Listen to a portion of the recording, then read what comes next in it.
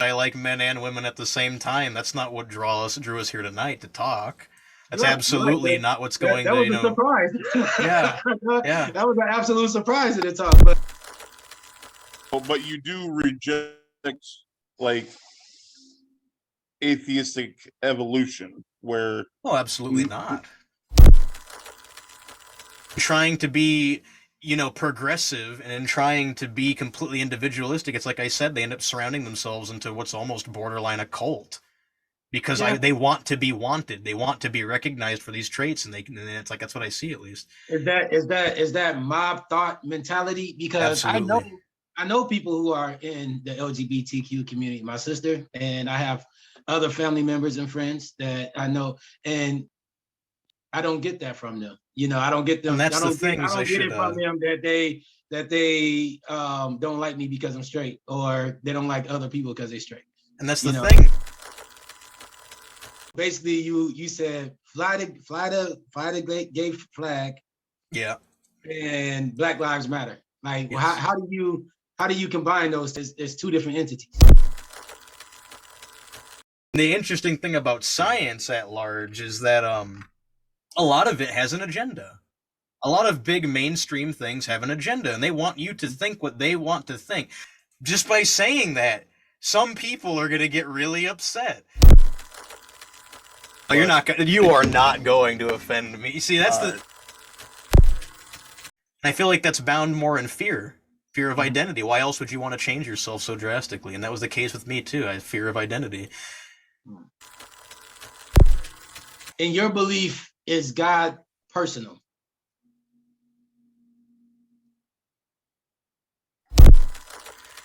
Hello, and welcome back to Reasoning Together. I just wanted to go ahead and introduce my co-host, TJ. TJ, say hi. hello everyone, glad to have you joining us today. And PJ. PJ, say hi. Hey, peace to all.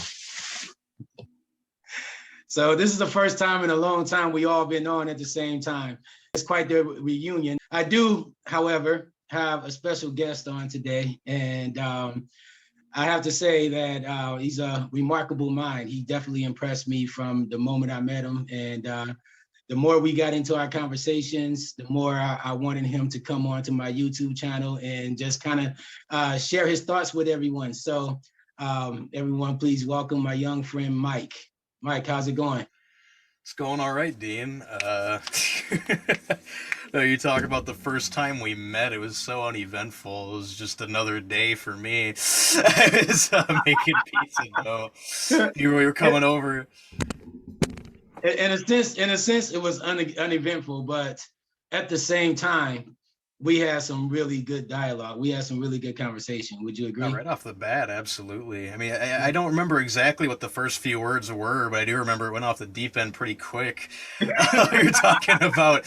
I remember it went from like, "Hey, man, nice to see you, the new employee," to well, no, that's in the Quran, that's Judaism, and we were talking for like close to like 2 hours. I remember something like that between deliveries. Yeah. Yeah, for sure. Yeah, just talking a lot about religion and beliefs, and Right, yeah. and so we'll get into that in a little bit. But at first, right now, I really want you to kind of introduce yourself and kind of tell us a little about yourself, what you're into, what's going on, how old you are, that sort of thing. Well, full name Michael Cantu. I'm 22 years of age. I mean, like I said, I work at a pizza place, but my interests. It's like I've been trying to get into a career for computer graphics and video games, namely, more on the development end of things. It's been a big deal for me since I was 5 years old.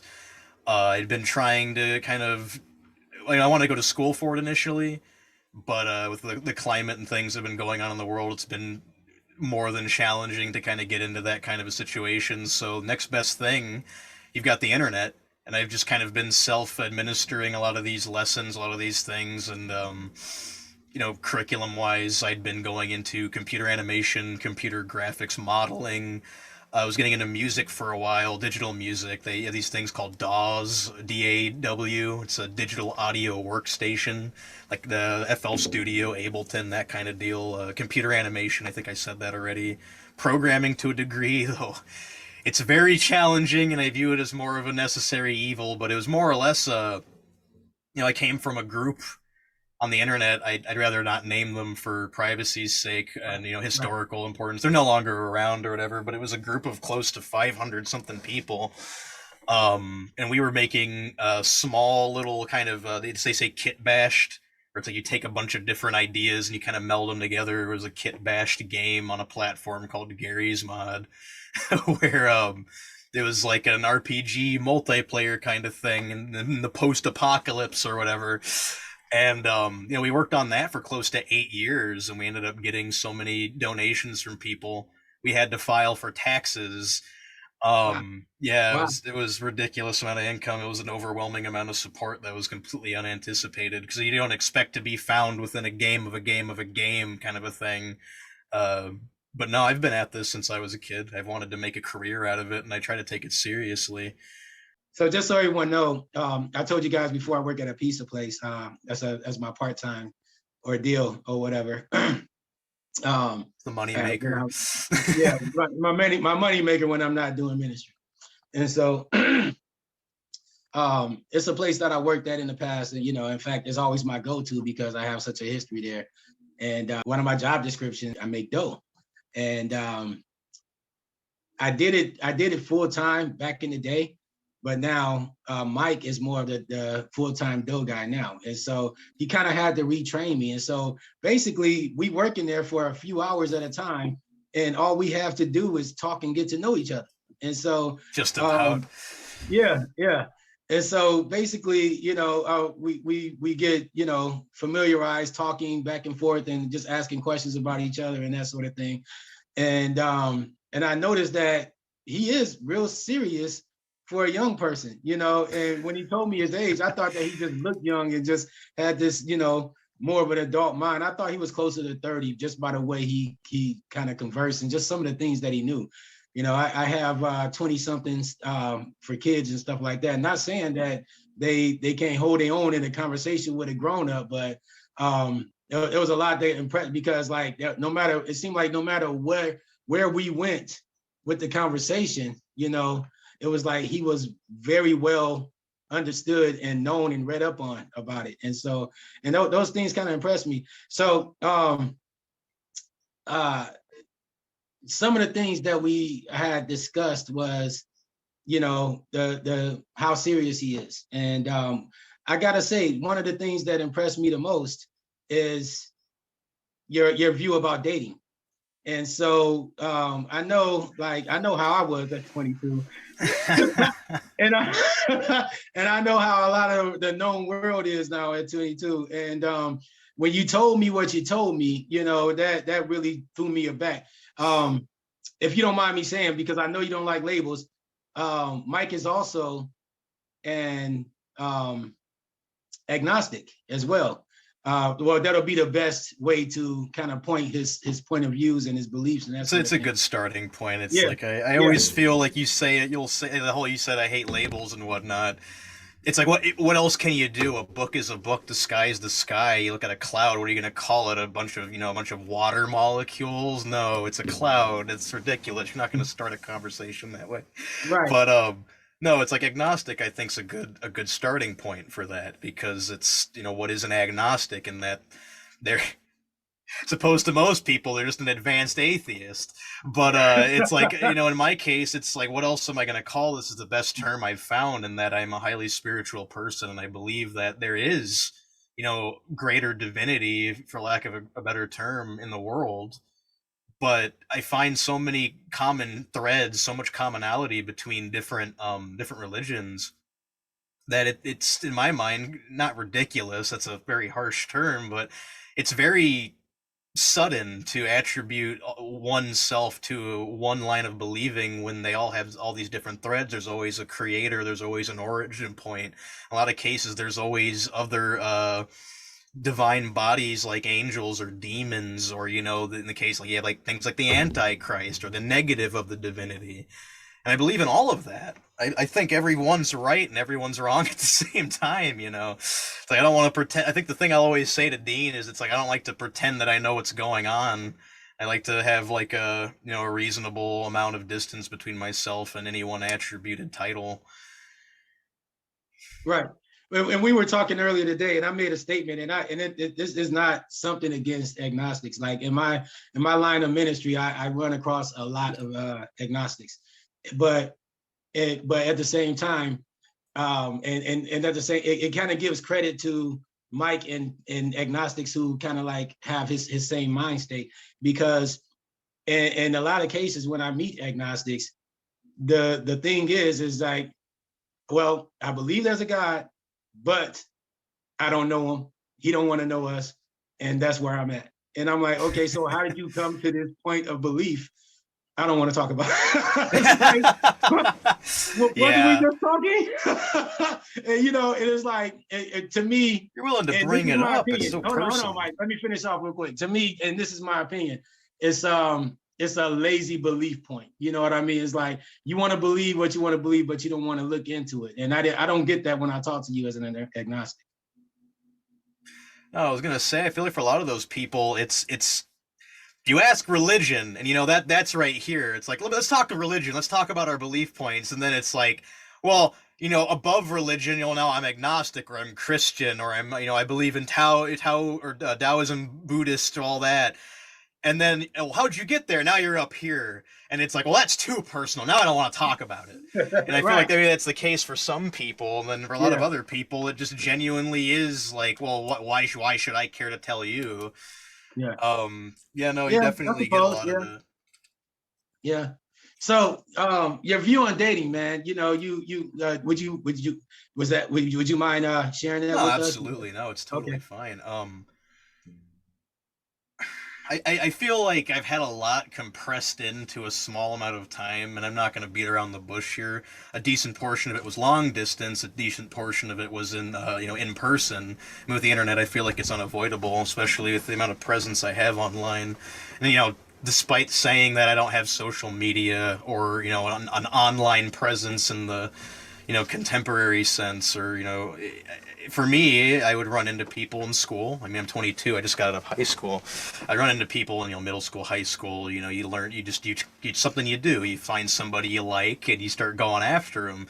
Right. And I'd have something about half a dozen, or I should say, 24 partners throughout my life already, or serious, not serious, just week long things, stuff like that. And the biggest error that I found was that I was being too genuine about so much of it, while other people were too shy to really put themselves forward. Where for me, just about every relationship I went into, I entertained the idea of it, being a long-term life thing. As in my eyes, you should.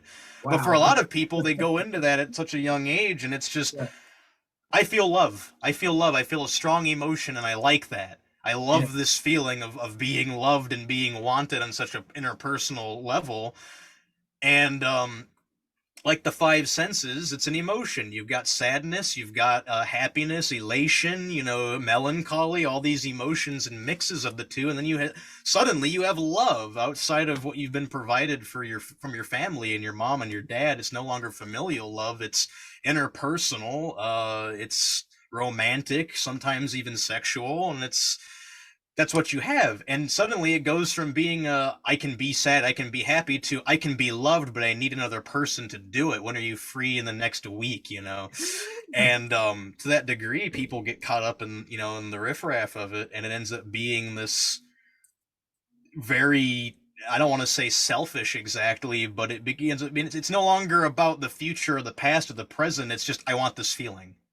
I want to feel it. And then you end up getting in the whole relationship drama where he said, she said, I did this, I did that. And after you do it for however many times, you start to see the patterns in it. And it just, realizing, through introspection, that I was at that point where, I wanted it to be a lifelong thing, regardless of whoever I came across. It's like the fair shake principle of everybody you come across.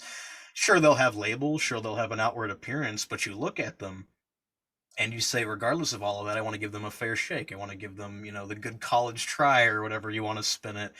And I do that for relationships, where it's like, until proven otherwise, I'd like this to be a lifelong thing. I wouldn't commit to you otherwise. But Wow. everybody has a different perspective on that. And mine was that, through introspection, realizing not a lot of people shared that sentiment. Not a lot of people looked at it with the intent until well into their 30s or midlife that, man, I should start taking this seriously. Yeah. And to that point, I found, well, I'm in a humble sense ahead of the game, and I should probably stop while I'm ahead, because I'm not getting what I want out of my age group. Everybody that I'm not going to sit here and say I haven't been around the block and whatnot, however you want to say that. I've been on Right. dating Right. apps. I've seen people, we're human, we get urges. And you'll go and you'll date somebody, for whatever sense of the word, for amount of time. But ultimately, it's, yeah, you got to take a step back, and I'm not going to get the amount of committing that I want from people in my age group, because they're all partying, they're all enjoying their youth, they're all doing what they want to do. And it's not to say that I'm not either, but I'm not going to get what I want out of a dating scene. So if it comes to me, it comes to me. See, I find that absolutely fascinating, because honestly, I didn't really get that mentality to, well, the one that it's not like yours. I mean, it's not yours, but it's kind of like yours. But it was a mentality of, I'm not dating just to date, or I'm not. In my case, it was a courting. I'm not courting. I'm not trying to court a woman just to, have fun. And I'm going there because I want a marriage. I want a long relationship. And I didn't get that mentality really until I became a Christian. You know what I mean? Like, Really. yeah, I'm serious. I'm so serious, because like the thing is, like, in the type of world that I grew up in, and most people was like this. Seriously, I mean, well, you basically you hook up with people, and basically, if the sex is good enough or you like them enough, then we'll try it out. You know what I mean? Yeah, and I feel like that's a safe thing. Yeah. Just for a few months to a few years later, you know what I mean? You can't stand each other, or it just doesn't work out. And it's like, whereas when you're looking for somebody long term, you really want to get to know them. You really, you ask questions about their long term goals. You ask questions about, like, how they feel about this and that, about you want to know about their past. You want them to know about your past. And it's not just a hookup thing, and then we learn about each other as we go. You know what I mean? And that's not just for a lot of the teenagers and young adults today. But even I still got friends my age that's still doing the same. I know thing, somebody well into their 40s who does that kind of thing. Yeah. Yeah. And so, like, for you to be the age that you are, to have that kind of mentality when it comes to dating. But like, why not, like, some of those? And I don't mean to get too personal, and you don't have to go answer as deep as you'd like. I'll put up the but like, fences. why not like the apps that just out there just to hook up, just to have sex, and there's no strings attached. You know what I mean? Until you find that special someone. Why not one of those? I forgot what they're called. They're just exactly what you were saying. They're hookup apps. They're always advertised as dating apps, but just because of verbiage and the political situation and the government and all that, you can't call it a hookup app, to my knowledge. But no, that's what I was saying earlier. I've been on a hookup app or two before. It was one of the first things I did whenever I came up to Wisconsin, because of I guess I should say, for whoever's listening, that I came from Texas. And it was I guess we'll delve into that as necessary, but it was a complicated familial situation where I kind of wasn't getting a lot of the things that I needed to grow, and I kind of realized that. So I had met some people online, the same people actually from that group that I was talking about, that we I started my kind of video game career thing with. One of the friends of that I'd known for a while, and at that point, 8 years have gone by. I know these people well enough in and out, because, like you said, it's not just an off and on thing with people that I talk to. It's what are you into? What's your root sense of belief and belonging in the world? And a lot of people get put off by it if you go too strong. But I ended up moving in with this guy, and that was a 1,400-mile trip that I had planned over the course of 8 months.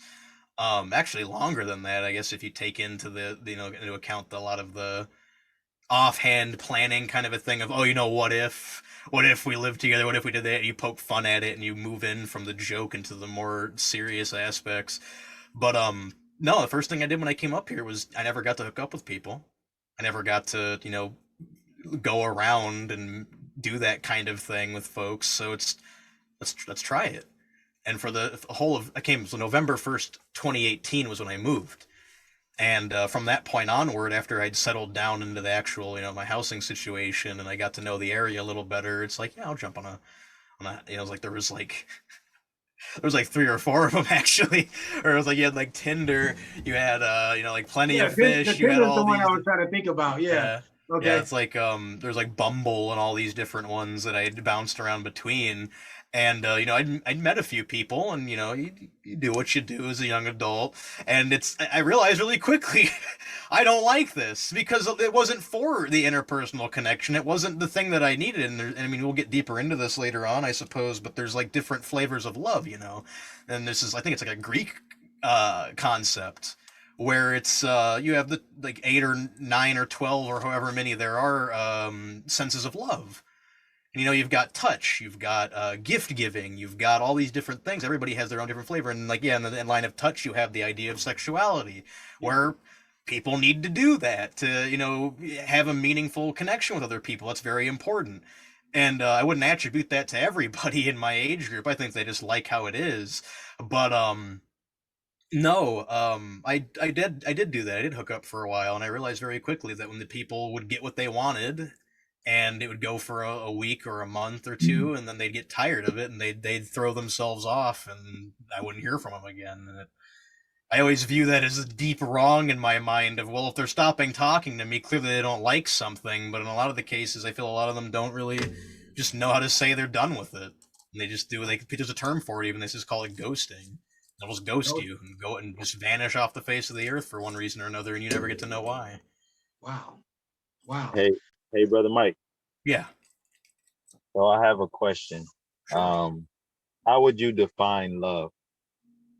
Me personally, or as like an overarching concept? So like in relationship, as far as relationship is concerned, like what you look for in a person, you want to be loved, you want to love. How would you define love in that context? I actually have a really interesting view on that. So you'll have me do this a lot, and I'll have to explain it quite a bit. But because of the background of the whole video game thing, I'll use a lot of game terminology in really creative ways. And one of the ones for this is a co-op partner.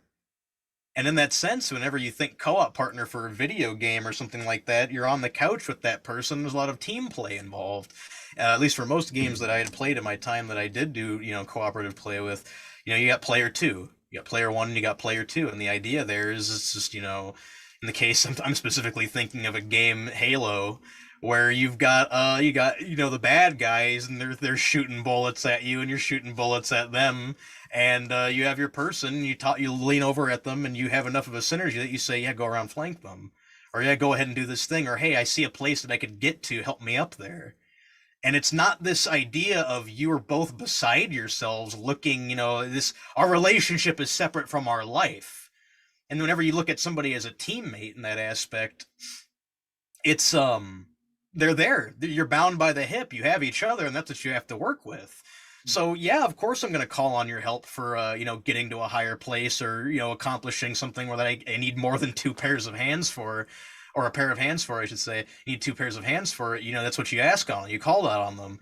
But you also have that. I guess expanding off of my view for that, yeah, it's a teamwork thing, but it's also you have moments of downtime where I guess if I had to visualize it, I'd say you're around a campfire and you're sharing stories and you're getting to know one another better, and you're getting to understand things that have never been expressed to anybody else before because of this predicament you find yourselves in called life. And you're on the side of the road and you're sharing these stories and deep intimate details.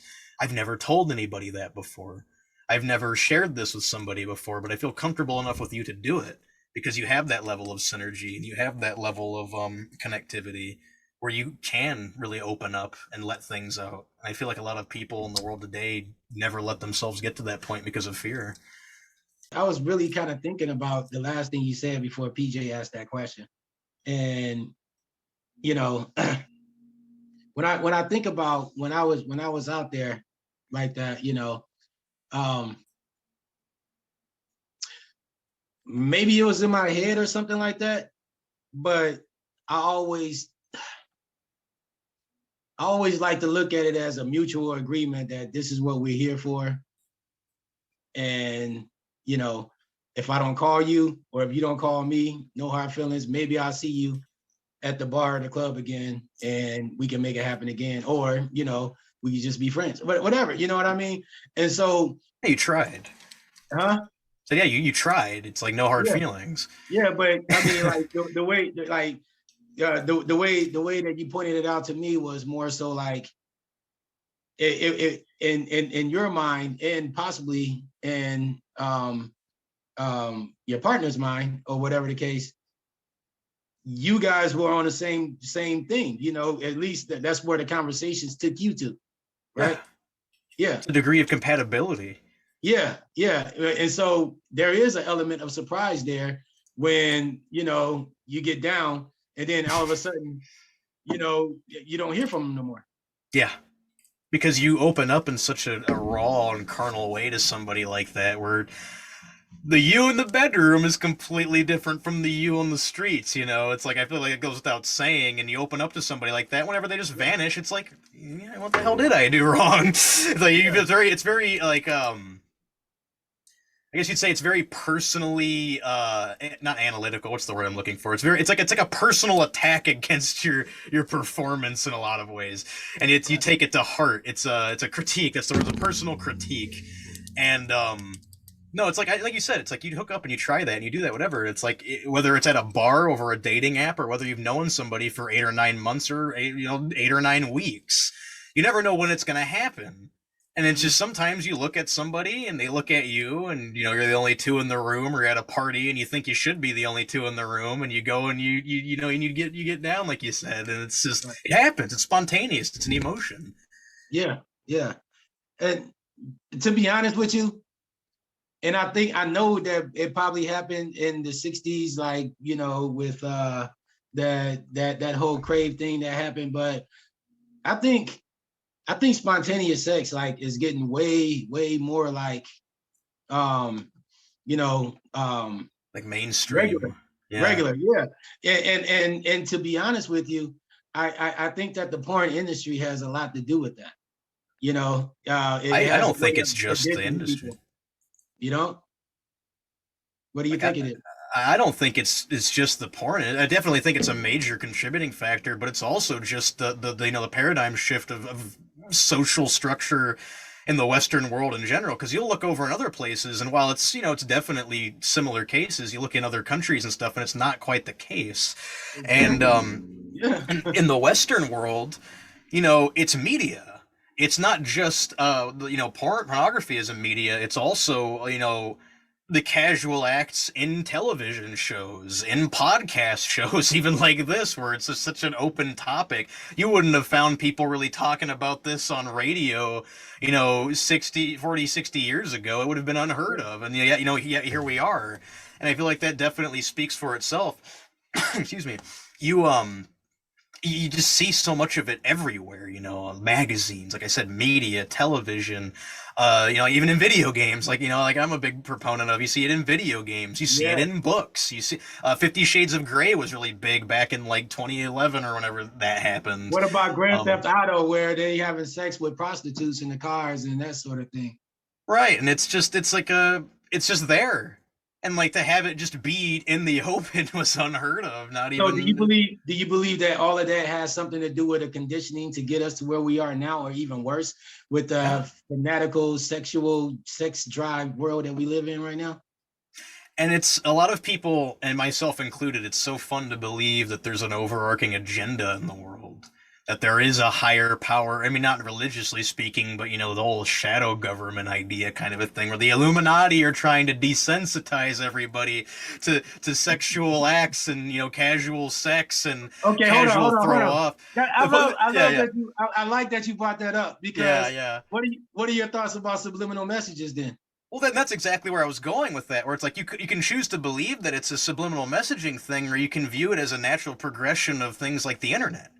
or because it's so accessible and you don't have to go to the explicit section of your grocery store to get a to get a porn mag anymore, or go to the VHS shop to get it, and you can just all I have to do is go onto Google, and I you go over to Google and okay, let me go to the hub or whatever, and you jump on there and there it is. I go to my favorite nowadays. You have things like OnlyFans where it's even on a more personal level where you just throw some images up and you throw some things together and there it is. Well, no doubt it's going to become a commonality. But Please tell me you're not considering making an OnlyFans. No, of course I am not. But right. I want to make a joke there, but no, of course I'm not. Well, before we get into any of the metaphysical, supernatural influences that, I personally believe could be at play, and you kind of hinted at or whatever. Right. There's a bunch of different angles, of course. I think that, to back up what Sed was saying, of course, I believe the whole, porn industry is a big contributing factor, but I believe that even predating that explosion of pornography and then the ready access to it through internet, drilling down to the physical, hormonal birth control. Yeah. What part do you think that has to play? Because, to my mind, well, let me have you answer before I give out, my side of it, I guess. Sure. So the whole hormonal birth control thing, to my knowledge, and correct me if I'm wrong, but that came into play around the 20s and 40s era, right? Well, initial, primitive birth control, right? Like sheepskin condoms or whatever. Oh, that's like far back. Yeah. Yeah, that's like the 20s or whatever. But hormonal birth control, I believe, was like that 60s, 70s. It went hand in hand with the sexual revolution. Like it,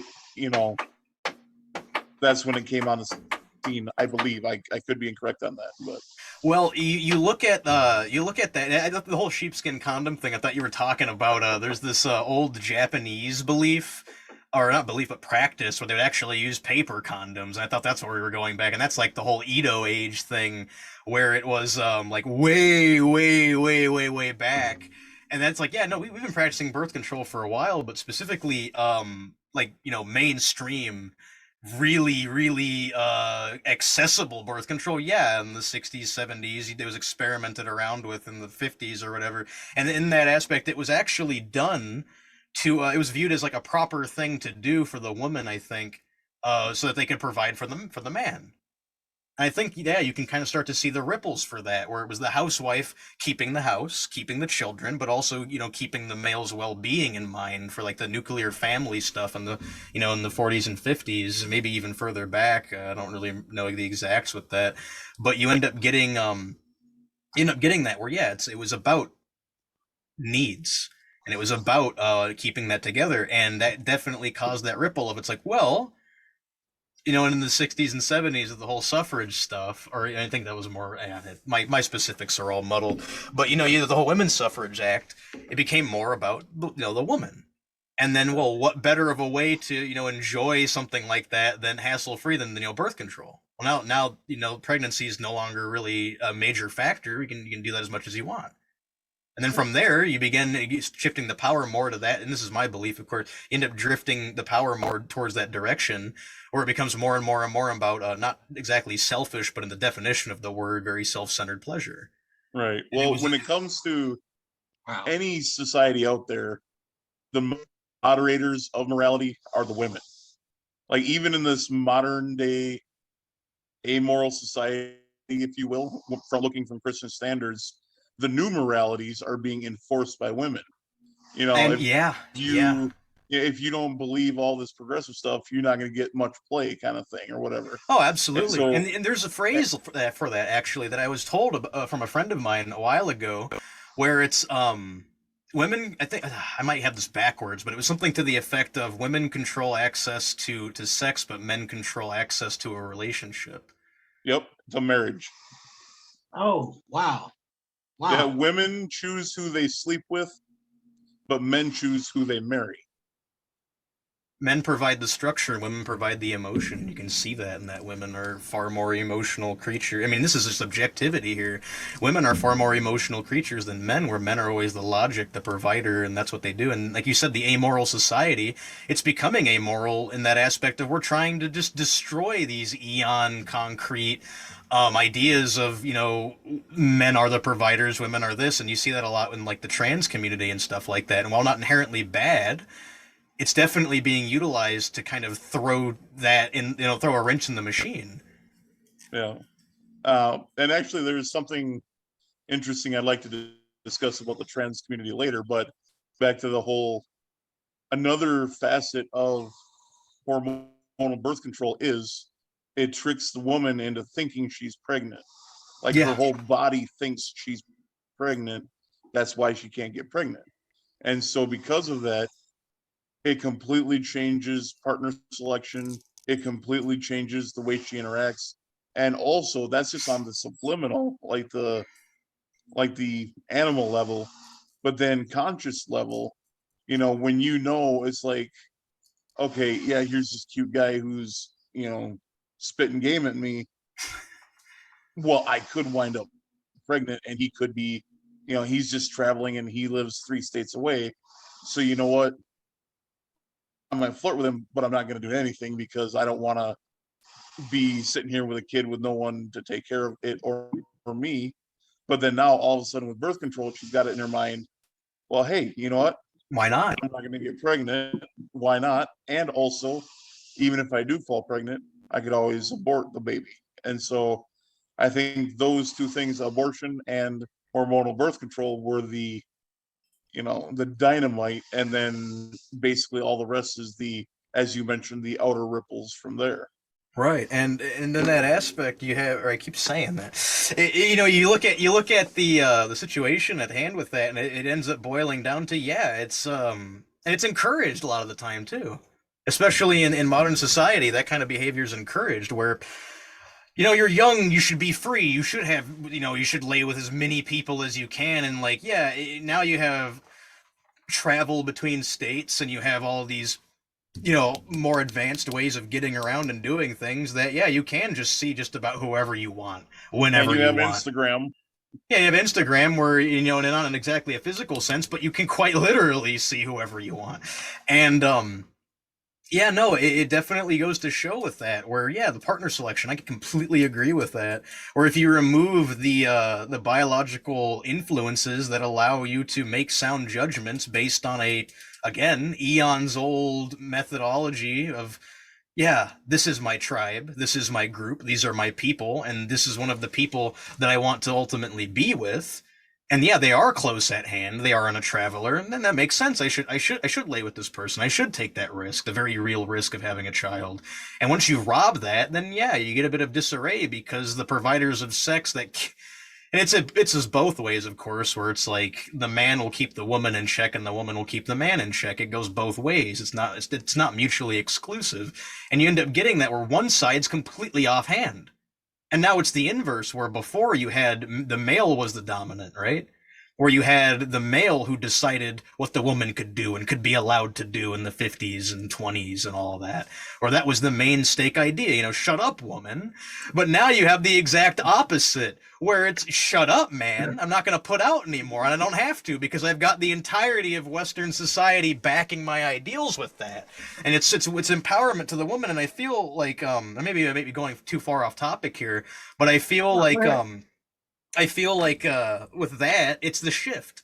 Where at one point it was too far male dominated, and now we started trying to equalize it out, and now it's too far female oriented. And you're going to eventually have another thing, and I feel like we're on the verge of it right now, actually. You see a lot of it in the media right now, where it's starting to shift back the other way. And I feel like it's either going to tip again, or it's going to equalize out with the advent of the internet and how well we can communicate with things. Well, honestly, I think humans have a really hard time with stasis. They have a hard time with, true equilibrium. They like to pendulum way too much. Well, we're chaotic creatures who live in a chaotic universe, even. Yeah. It's just that right, left, and there's it's like people are on a 40-year cycle where it's like hard times create hard men who create good times that create that weak create men. soft weak men that create hard times that create hard men. I love that And saying. it's a cyclical, yeah, you've heard it before, and I probably butchered it, but yeah, it's a cyclical thing like that.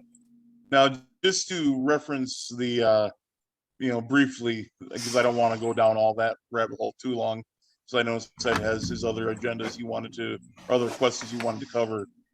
But the transgender thing, have you heard of the study they did?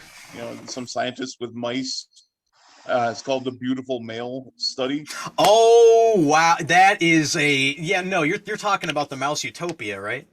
With the beautiful Thank you. ones? Yeah, Mouse Utopia. Yes, that is, that's where we're at. We're at the point right now where we have the beautiful ones.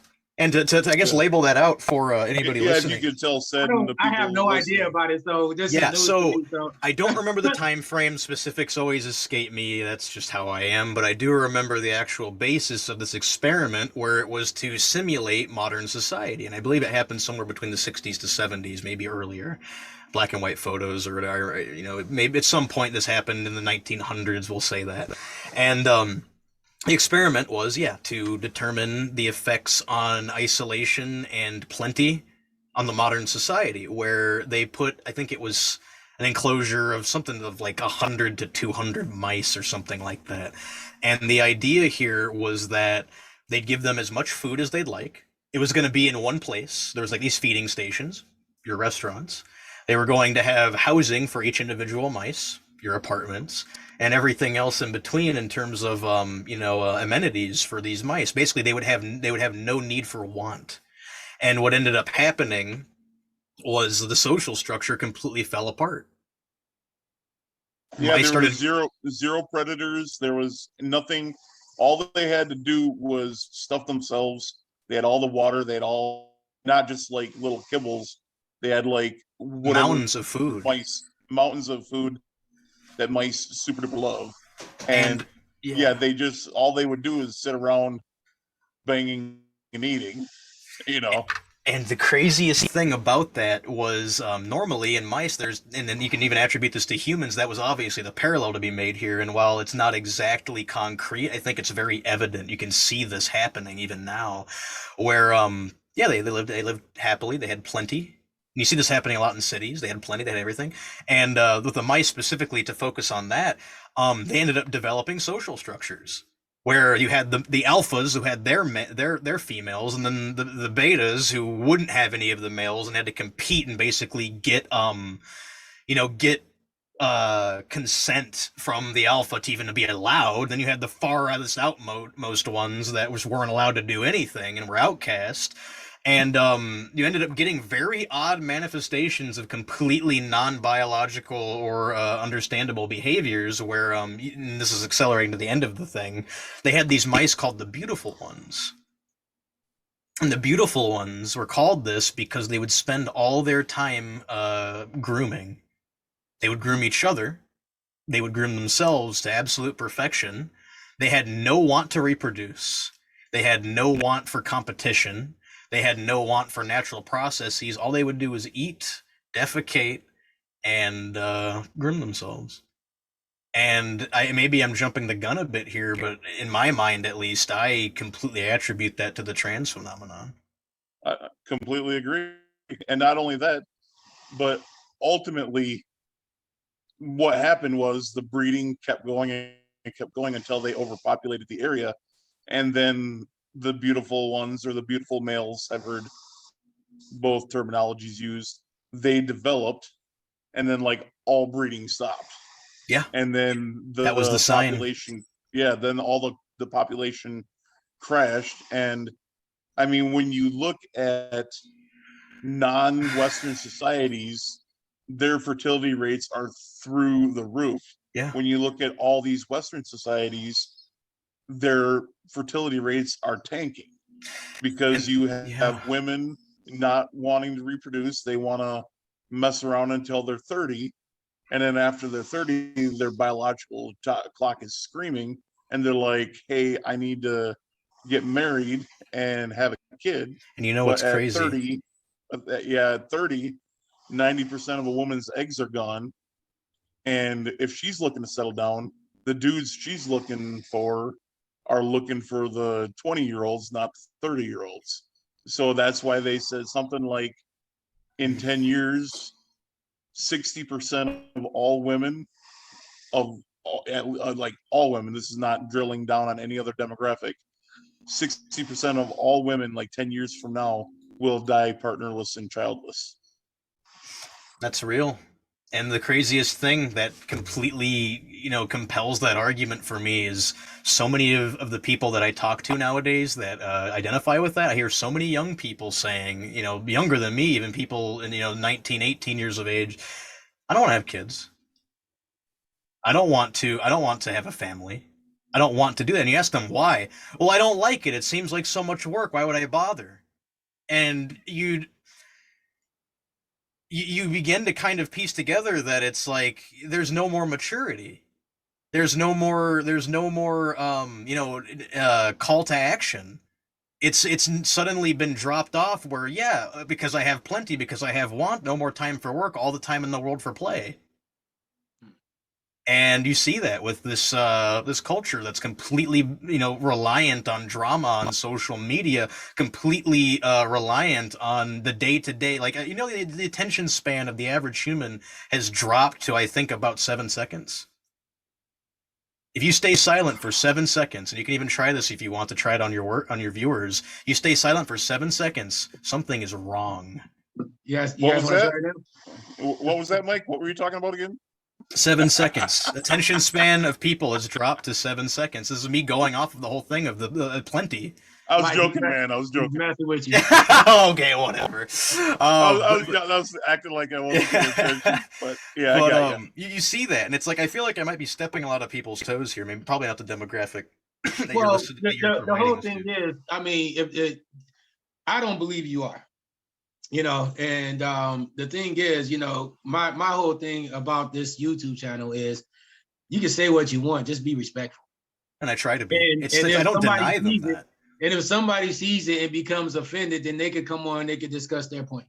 You know what I'm saying? Because like that's why it's called reasoning together, because I think that we live in a way too sensitive society. Oh, absolutely. It's incredible. Nobody's entitled to have their own opinion no more. You know what I mean? I guess we should probably get this out of the way too, because on top of being agnostic, and this is actually something that goes on to this, because I feel like we could, on this line of reasoning, whenever I was 12 years of age, I actually wanted to be trans. Okay. Whenever I was 13 to 14 years of age, and I was just about a paper away, signing a paper away from doing it. At the time I had transportation from friends, and I was able to just go to the clinic and get the pills and get the doctor's recommendation. And the thing that stopped me from doing it was looking into the side effects and the repercussions on my body and the repercussions on my mental health, because as much as a lot of these people want to not pretend that this isn't the case, I mean, now we have more understandings of it medically, and we can mute a lot of these repercussions, but your bone density goes down. You basically get osteoporosis in your early 20s. You end up having brain chemistry changes where you effectively develop something akin to mad cow disease, and you just lose all reasoning. You're trying to run female software on male hardware, and while your body and brain has the genes to work with that, biologically speaking, it wasn't ever meant to, and you end up completely devastating that. And I wanted nothing to do with that. And I'm what people would consider, bisexual. I like to play both sides of the fence, and I wanted to bring that up. Yeah, I actually kind of gathered that with the lingo you were using and stuff like that. What do you mean? The way you were talking when you're talking about hooking up and stuff like that, you would use like persons rather than. Oh yeah, I try to keep it as it's the thing where it's like it's nobody's business. And the moment you start saying, "Oh, I'm bisexual. I used to be trans. that paints a very different picture from what I think everybody here is kind of getting from me by laying it down properly. And going off of the idea of labels, even, you have this whole thing. This is all about the whole trans stuff. People are obsessed with the idea of pronouns. Mhm. I noticed that too.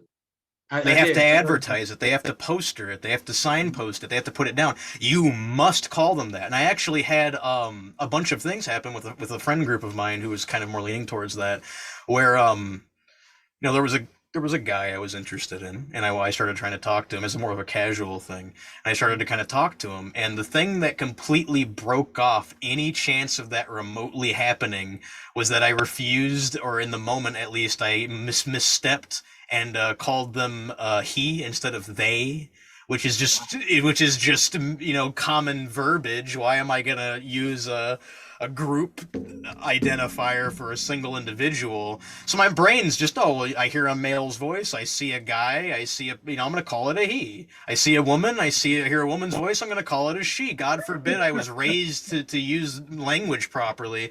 And then, like you said, going off of the idea that they were so sensitive, that was it. That was the end. No discussion, nothing. You can't do that anymore. I don't want to talk to you.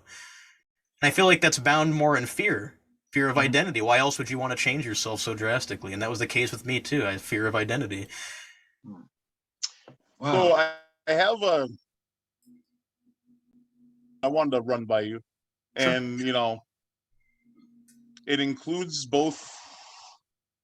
It loops in the whole gay marriage thing and also the transgender pronoun thing. Sure. So I don't want to offend you or anything. Oh, but you are not going to offend me. You see, that's All I guess I should preface this before we get into that. I know that I'm an outlier. right. I know that what I am interested in and what I enjoy is completely atypical of what should be.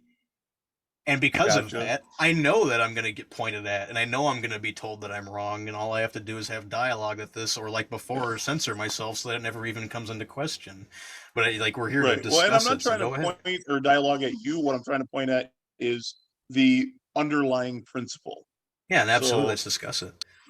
the underlying principle I see with specifically gay marriage is, they made the people involved in Obergefell, that whole Obergefell decision, they had some legitimate points where they're like, hey, there are different, governmental incentives being given to heterosexual married couples versus homosexual couples. And they're like, that should not be.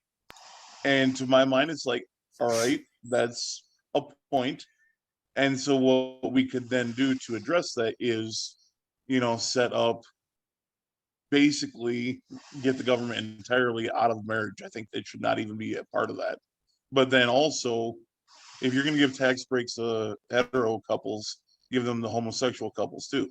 It's only Because fair, yeah. to me, I believe we should cut like 90% of taxes across the board. But Oh, yeah, whatever. we're in agreement on that. Yeah.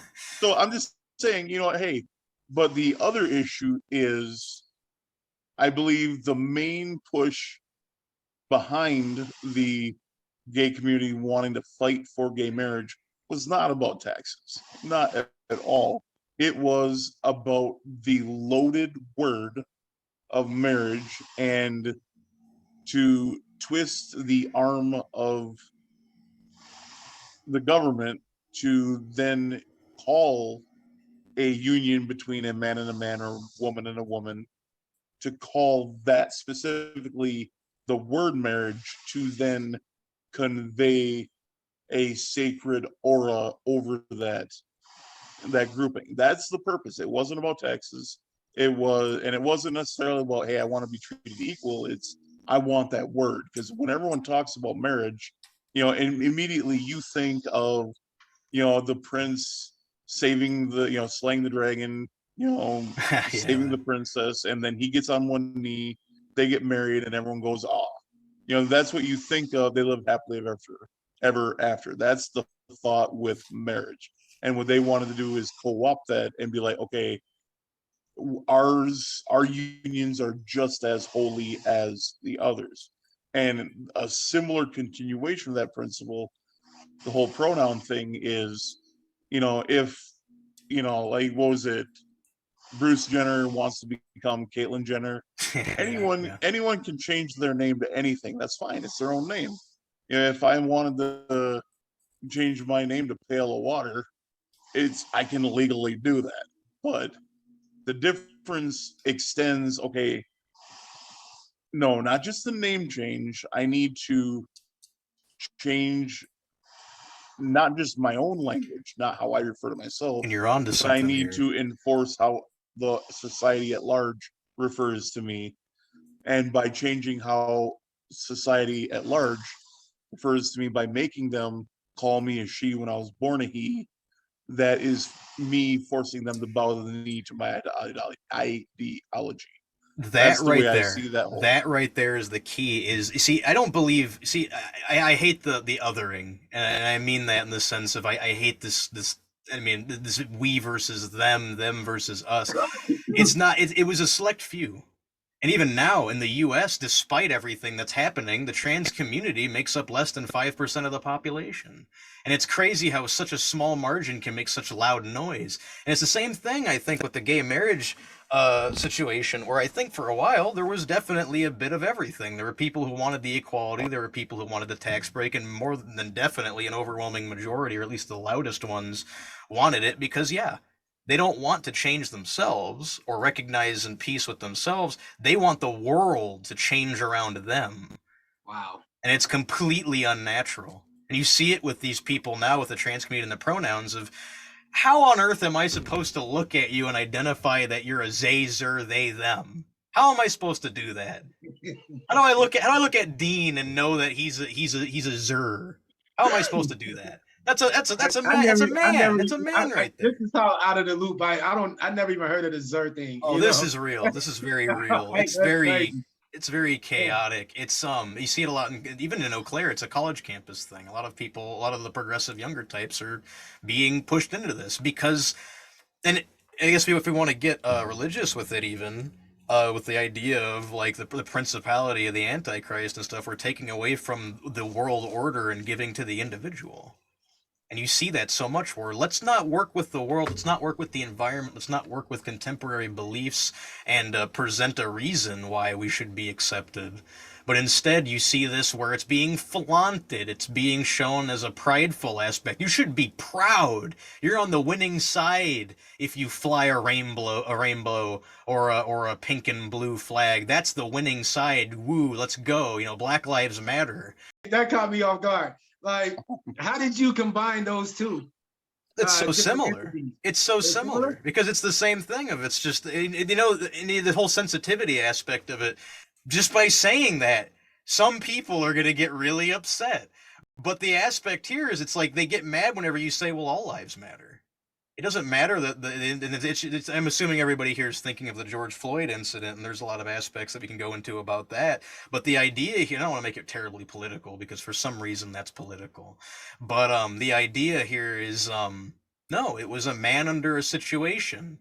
Why does the skin color matter? I mean, demographically speaking, of course, there's analytics for it. That makes sense. You look at, speaking of the college city stuff, African Americans get totally different analytics from Asians, or Caucasians get totally different analytics from Latinos like myself, and it completely throws a wrench in it whenever you start focusing on these aspects. It's inverse racism. We see it now, where now it's like almost like being white is a crime for people in the modern era. And it makes no sense.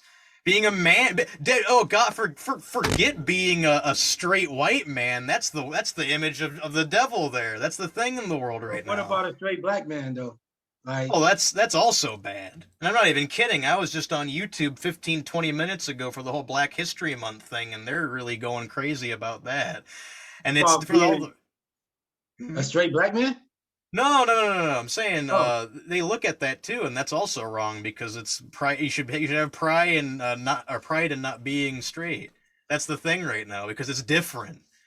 It puts power in the individual because you have so much more selection or whatever. I talk to so many people who have so many different perspectives, and you'd be surprised how many of these people, younger people, just when you start hitting them with this stuff and they start actually thinking about it, they're like, oh, well, maybe I don't look at it for those reasons. Maybe it is an identity thing. Maybe I shouldn't be going against the grain. Maybe it is just a me thing.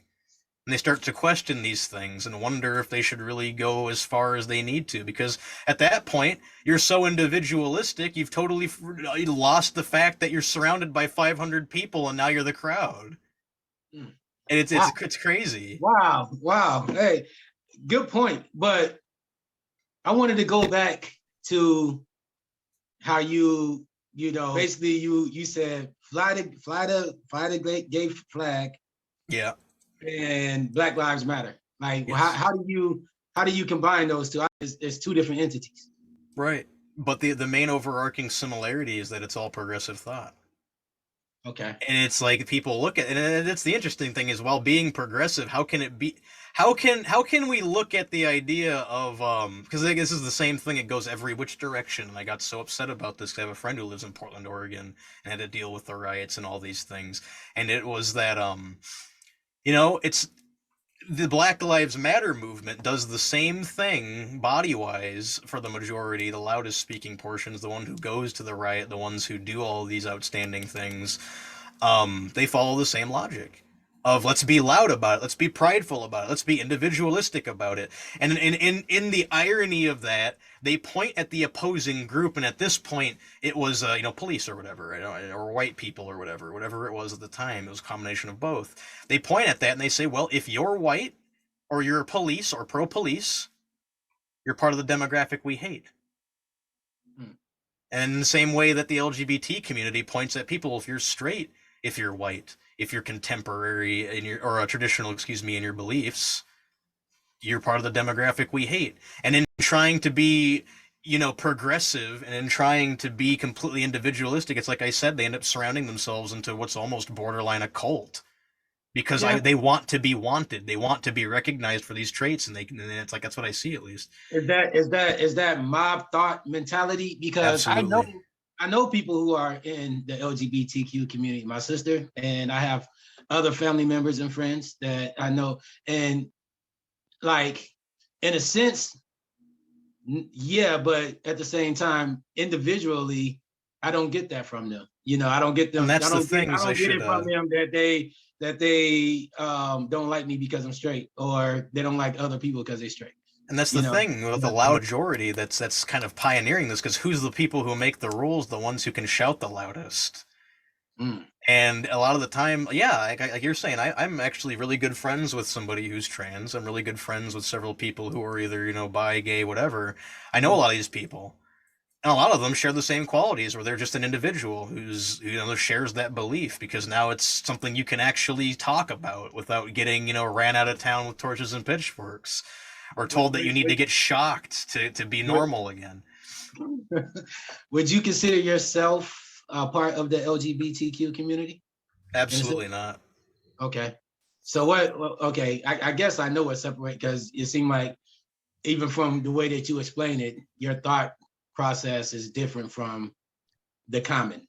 Well, I have no reason to have pride in it. One, I recognize it's an abnormality, and two, I recognize that there's far better, brighter burning qualities in the fact that I caught on to some of the things you said, because I remember a lot of our conversations, and even the point of you moving here, and you brought something up to that point as well.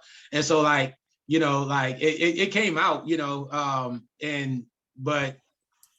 so when you said that, I wasn't surprised, because of what you had already said and how you I had sung you the song of context. So it is hard.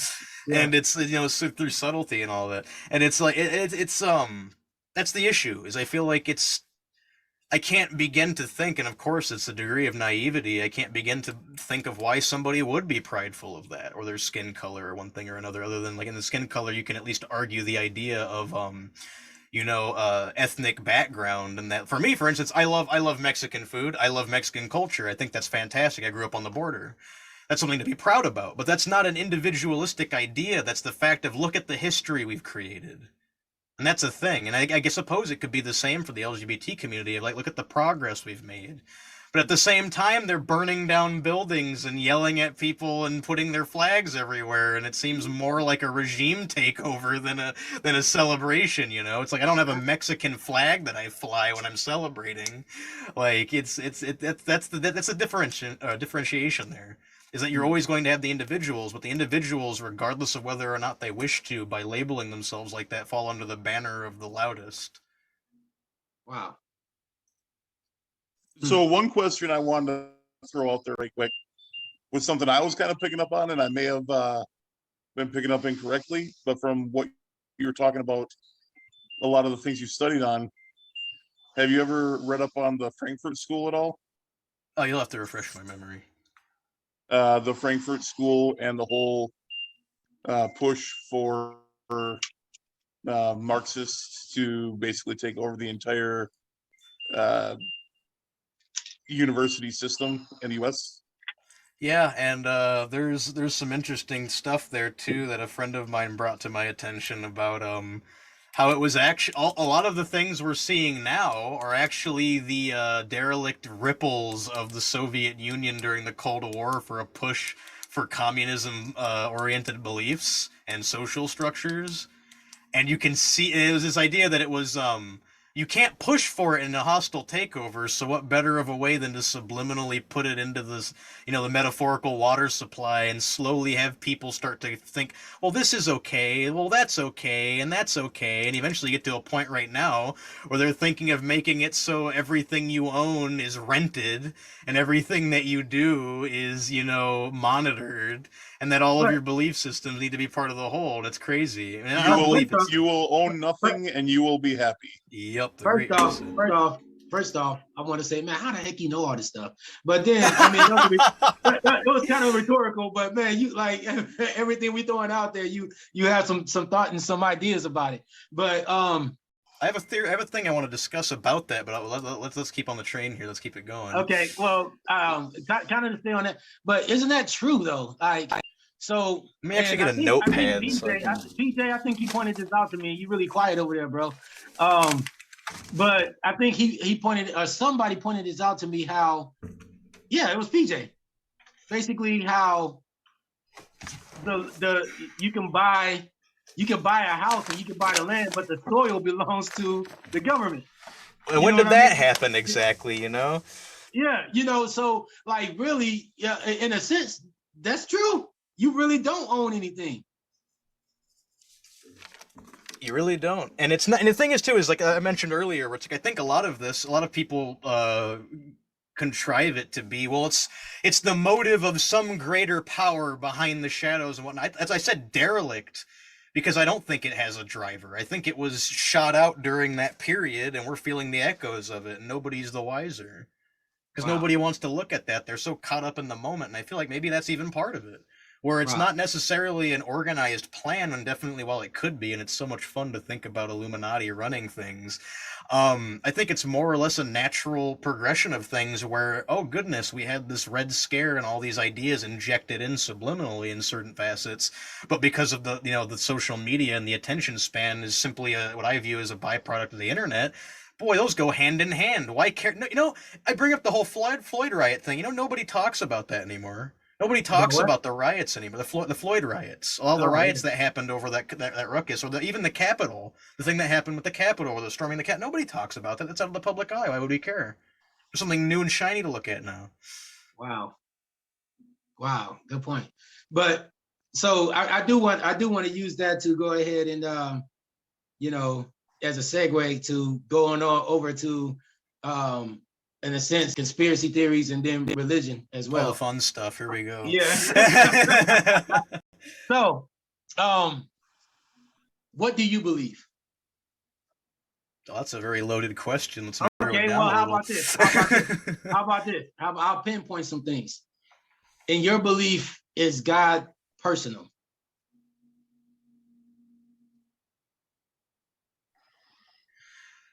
Yes and no. I believe that it's personal in the sense that to lay the groundwork here a little bit, most religions tend to believe that there is like I said at the very beginning of this, that there's a source, Well, source for what? Well, in the Christian belief, a source for creation, a source for morality, and a source for, what is the model human being than to aspire to a godlike identity, at least in the sense of spiritualism, where what is pure? Well, that's what purity is divine. Be a good Samaritan, be a good neighbor, be the model citizen, be the person that you should be, so that you're not abrasive and that you are, contributing to the greater whole of things. And in that aspect, I think it is very personal because you relate yourself to what you should aspire to be, which is the icon of divinity. And in the same, in almost a contradictory sense, well, don't show pride, don't show want for idols and all of that, and all those things that are in the Bible and Scripture. But at the same time, you are encouraged to do these things, and it's like, at what point should you stop doing it? In my mind, it's you have the personal factor, which is your connection to God. But then you have the fact that in creationism, well, God created everything, so now that's no longer personal. That's everything. He is everywhere and nowhere at the same time. And while you can be explicitly personal, you also have to agree that the pen that you're picking up was part of some grand design. Pen to write. It's crazy. That's what I believe. I believe that it's everywhere and nowhere. It's everything and nothing. And that while you can relate to it on a personal level, I think that speaks bounds about the individual, and that you can relate to, by relating to God and by striving to do that, you're inadvertently ascribing yourself to equilibrium. Okay, so but you do reject like atheistic evolution, where Oh, absolutely not. so you think, okay, so well, this is one problem I have with Christians. Let me just throw that out there. And Okay. that is, a lot of Christians like to try and walk that fence. They're like, well, there could be evolution plus Christianity. There are certain things that you cannot say yes and. There are certain things that you have to say either or. And so, I agree. when it comes to absolutely nothing somehow going bang, and then stardust congealing into planets and rain on the rocks and primordial soup that creates amoebas that become monkey, that become men. Mm. That's one. And then creationism, where a deity that has life in and of himself, he creates whatever, whether that's the God of the Bible, or it's like there's some like native gods that the god stuck a log in the ground and he would whack on the log and a human would crawl out. They're like the Greeks, they talked about a giant turtle or whatever. And all of these theistic religions of some deity cannot be part of atheism, or of atheistic evolution. It's a zero sum. They cannot. And I just have to You know, ask to that, why can't it be both? well, because you can say, and this is the happy medium that Christians like to try and walk. They're like, well, I believe in, genetic adaptation, which obviously you can see, a white guy getting with a black girl and they have a tan kid. Okay, yeah, you see that. But for one, let's just start here. Evolution is not scientific, because science is, I remember 7th grade, the science teacher standing at the front of the class, and he had one of those stentorian voices that he could have been an orator back in ancient Rome, and he'd stand up there and he's like, science is testable, science is observable. Well, this Science is fantastic. is You're giving me so many good topics here. right. Science is repeatable and science is falsifiable. If it is not any of all of those 4 things, it is not science. Well, when you're talking about, in my understanding, it's supposed to be all of those things, pretty much. That's what I meant. Yeah. He said if it's not any of all of those, it's got to have all 4. It's not science. And so evolution is not observable. It's not testable. It's not I disagree repeatable. firmly. Well, hold on. Let me get to my point. Oh no, I'm just It letting is you also know. not falsifiable, meaning no matter what evidences you give to a true evolutionist, they're like, nah, fam. It wasn't, 87 bajillion years. It was 97 gajillion. And it's like, And that's the okay, interesting part right there. That's the part I well, wanted to yeah. segue off of. Now, hold on. Before we segue, micro adaptation is totally a thing. And Yes. that's where Darwin goes to the Galapagos and he finds 30 different finches with different shaped beaks, but they're all finches. Yeah. So yeah, they did adapt to their little niche of whatever seed or bug they were trying to hunt. Yeah, totally. But they all were finches. You have a Great Dane, you have a Chihuahua, and you have somewhere in between like a lab, but they're all dogs. You don't have a platypus coming out of a porcupine. Right. You know what I mean? It's so since you were saying you might want to counter, how in any way, how is macro evolution observable, testable, repeatable, falsifiable?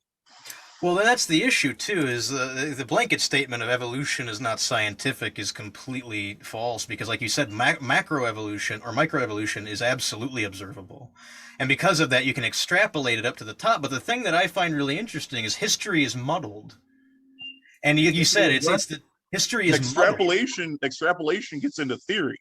That is right. Science is observable, testable, repeatable, falsifiable. Anything outside of that is theory, not fact. No.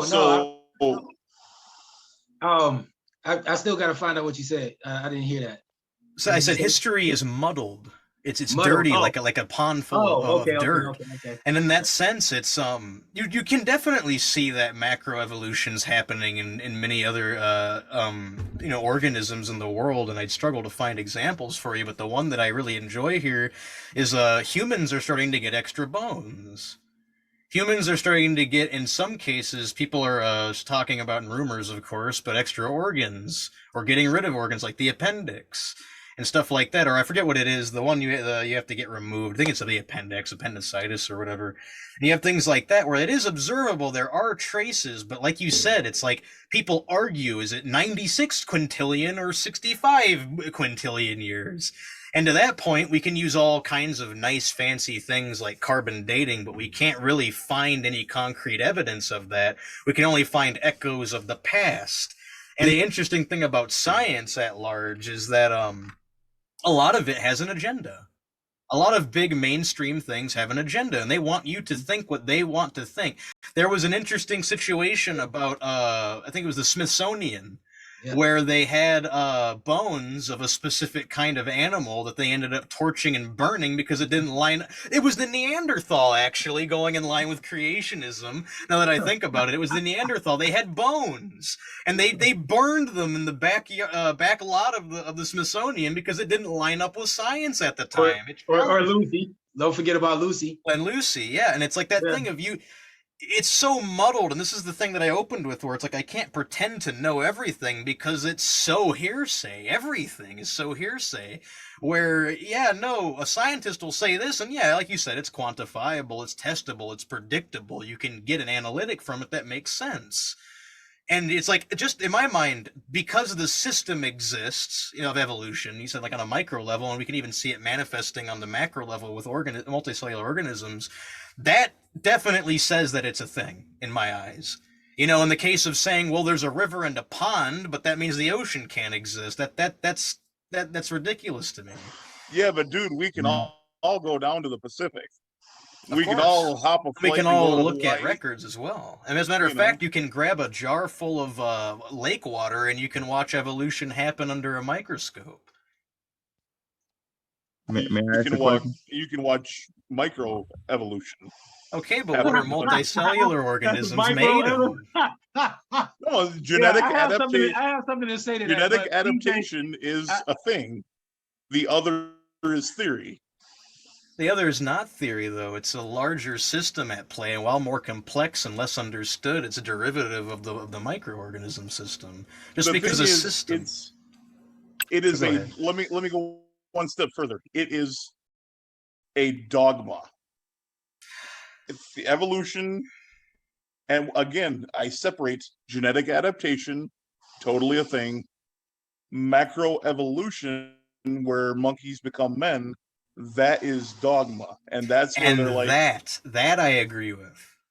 and because it's dogma, that means no matter what evidences are presented, nope, it's totally real because reasons. And let me go find those reasons. So I'm And going to see, I don't find. agree. This is the thing here. I actually agree with that. I don't necessarily think that we probably share a common ancestor. Do you okay, you'll like this. Do you Yeah, live in Adam and Eve, man. well, yeah. But and you can even go even further and say, like, if we're entertaining the scientific idea, there's this wonderful thing called the Stoned Ape Theory. Do you know of this? Well, what? No, The Stoned Ape Theory. no, I can't say that I've heard it. That theory. It's the belief, and I'm gonna get a smile out of Dean here. It's the belief that psychedelics played a massive role in evolution. Wow. Because we found flyagaric mushrooms and similar kinds, and the thing is whenever people take these mushrooms, speaking of science and observable phenomena, we notice that it causes neurogenesis, which is the creation of additional neurons and linkings between them. And the cool thing about this is if you give a human being that, they'll suddenly make all kinds of connections based off of past relations and ideas and concepts that they'd never had before. And the idea here is that some farther along mammal apes started taking shrooms, and before they knew it, their brains started expanding and their physiology started changing over the course of hundreds and thousands of years because they were introducing this crazy thing. And there's a level of spirituality with psychedelics as well.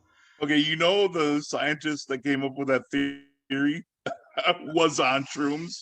I'm just throwing that out Oh, there. absolutely. And the one I'm citing specifically here is Terence McKenna, and he wasn't a scientist. He was a speaker.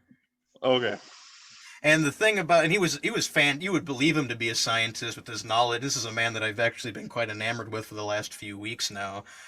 He has very firm beliefs of science, but the thing I like about him that I quite share myself and resonate with is that he attributes a lot of scientific ideas in line with spirituality. One of the things I wanted to talk to you about, tying everything together with the male and the female and the societal beliefs and the idea here that we're sharing now about evolution, is that spirituality and science, I don't believe, are mutually exclusive concepts.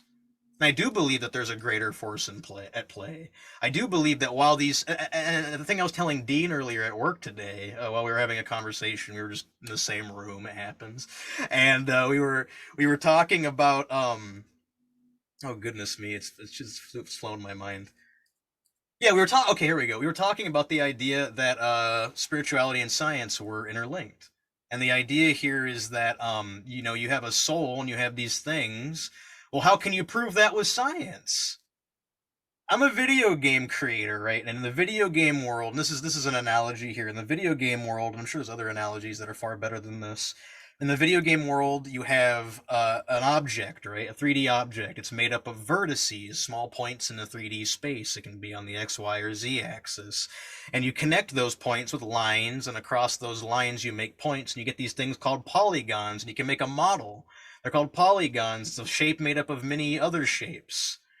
And the idea here is you take that and you wrap a texture over it. Now it looks like a soda can because you painted it a certain way and gave it certain physical attributes. Well, I don't know about you, but it sounds an awful lot like science to me. Well, objects are made up of atoms and molecules. Chemical reactions are happening. But what is that other than a means to an end to explain something greater in my eyes? Because there's certain aspects that we can't make sense of. Quantum mechanics. Even with the case of energy and gases, you look at the sun and it doesn't behave quite the way we would expect it to. And I attribute that to your evolution theory, not theory, but your evolution belief that, well, macroevolution doesn't exist because we can't observe it. It doesn't interact in the way that we want it to. And I agree. It doesn't work it's the not way my we want theory it to. that it doesn't exist. It's my plain, how do I want to say it? Well, you're going to say It is it's the plain deduction based off of what science purports itself to be. Yeah. And the science has placed out there that equation. And when you type in evolution into their own equation, like a lot of things that people, the science-minded people, or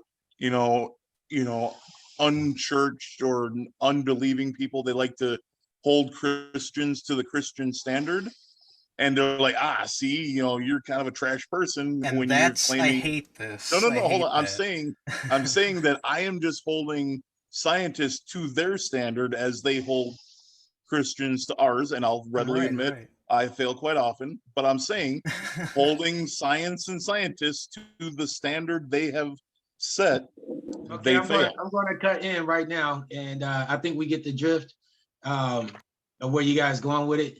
But PJ has something he wanted to say for a while now, and you guys kind of been going back and forth. Oh, of course. But hey, I do appreciate what you guys were saying though, and it is quite knowledgeable. And so, but for the sake of time, and we do want to get everyone's thoughts and opinions in this as much as possible.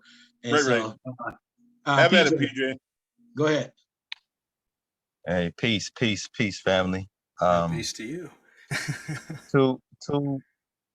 Two questions. Number one,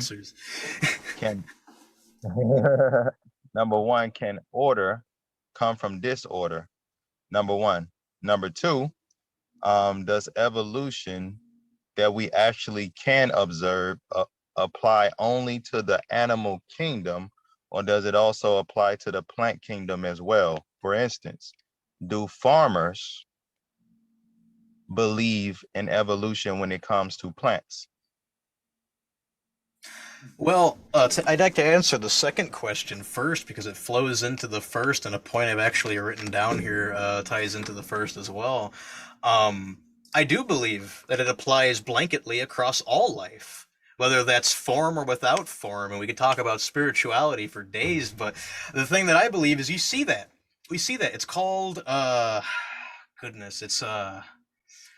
the term exactly, but in principle, it's the idea that selective breeding is what it's called. And the idea is you apply it to animals, but we can also apply it to plants. Well, that specific crop of wheat yielded far more grain compared to last year's harvest. Let's plant more of that. And eventually you keep going. Today's crops are completely indistinguishable from crops that were in recorded history many hundreds of years ago. A watermelon actually used to be almost 80% rind, but because we selectively bred it to the point where it has much more flesh, that's the the watermelon that we know today. And even with the same thing with pumpkins, or even the original banana was a horrible leathery skin thing that tasted like dirt, but now they taste wonderful, and we did that through selective breeding. It's actually a very complicated issue with the bananas too, where we only have one species, and disease is a very harsh problem with it. I do believe farmers firmly believe in that concept of evolution, or at least selective breeding, which I feel feeds into that idea. And then your first question. What's the name of the original banana? I want to. Oh goodness, it's not the Cavendish. You should know this, man. It's not the Big Mike. Really? The Cavendish is the current banana that everyone knows, but previous to the Cavendish, the Big Mike was the banana that everyone loved, and it's like bigger and sweeter, and like everyone loves it way more than the Cavendish because of blight. They're almost. Is that the one with the big black seed? Is that the one with the big black seeds in it? No. It's basically like the Cavendish, only better, a lot better tasting. So I heard the one with the big thing is, man, really good. Yeah, I hear exactly what you're saying. The problem that we have is there's that saying in science. It's called. This is how you remembered it. It's Ken poured Coke on Frank's good shirt. It's like kingdom, phylum, class. Okay, yeah. I can't remember all the rest of it, but then basically it comes down to genus and species. Yes. And so that's how you remember like all the way you distinguish between plants, animals, everything falls under there. And so everything you said is totally right about the grain the corn, the watermelon, whatever. However, a Chihuahua is indistinguishable from a wolf that they all came from. However, they're still canines. They are still genetically in that same species or genus, whatever. They're in that same, they never hopped a class, or they never hop, like you have the lion is indistinguishable from your house cat. You can't, you look at them, you're like, that's not the same. But they're still in the same, either not species, but genus, I think it is. Or is it family? Whatever. You're far more well read on that than I have to compliment you on that. I completely forgot about that acronym from high school. Well, and I can't remember all of it, but I just remember that I can remember about half or a little over. But yeah, and so you can never, there is partway up that tree, you can never hop. So it's either species or genus that you can have all kind of variation, but you can't have something, you can't have a horse become, a raccoon is like a bear. A raccoon is in the bear family. Are you familiar with the term? Are you familiar with the term plasticity? Somewhat. So the idea here, give me what you're driving at. Where I'm extrapolating this from is the idea that I'm familiar with it is neuroplasticity. I feel like this can be applied here in a very conceptual form, where with neuroplasticity you are more neurologically plastic, which means you're meldable, you're available to newer things at a younger age. I feel like the same can be applied to an organism where you're probably going to get massive mutagenic changes on the microscopic level whenever you're starting off as a cellular life form. But as you grow older and older and older, just like human beings, you get much more firmly stuck in your ways. And to expect a horse to turn into a chihuahua is ludicrous in my eyes, because it's like trying to tell an old man to reform his belief system. It's just not going to happen. But, to answer your other question, PJ, I believe it was PJ, order from chaos.